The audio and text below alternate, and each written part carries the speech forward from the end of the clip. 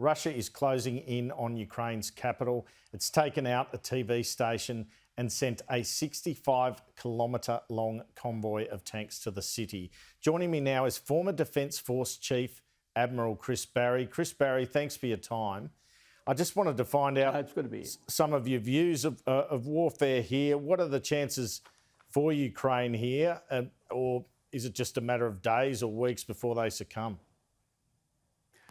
Look, I suspect that it's not going to be days and weeks or even months. It's going to be a much longer term set of issues. But let's not forget, of course, that countries like Afghanistan have persistently shown us that when an invader comes into your country, the people of that country will do its best to get rid of them. And I suspect that's what's going to be going through the minds of lots of Ukrainians right now, because their identity, their sense of purpose, the sense of who they are, very much depends on whether they can keep their country from a stranglehold of Russia's. And would the smart thing for Zelensky to do be to move out of Kyiv at this point and set up again in Lviv to create some sort of exile government? Because obviously a lot of reports around that mercenaries are after him, that the city's surrounded, that their target's the capital.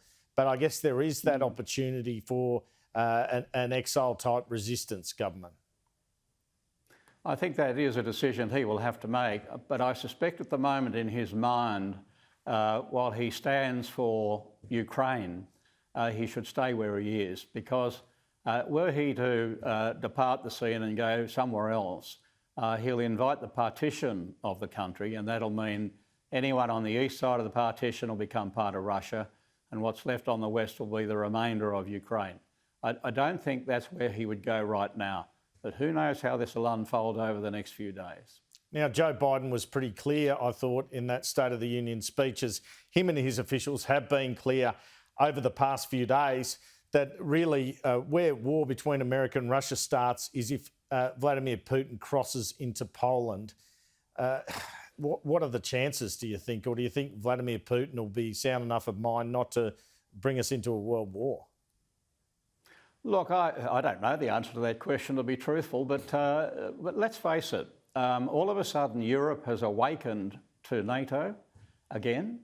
Europe is now taking much more action to deal with the threat to the east.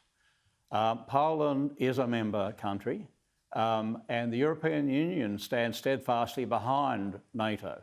So what Putin has in effect done is enliven all of the structures that have been really lying dormant in Europe, looking for a home over the last few years with this initiative. Now, the problem for Putin would be, well, there are many problems for Putin, but one of them will be, from a military campaigning perspective, Europe in 10 years' time might look very different from Europe today.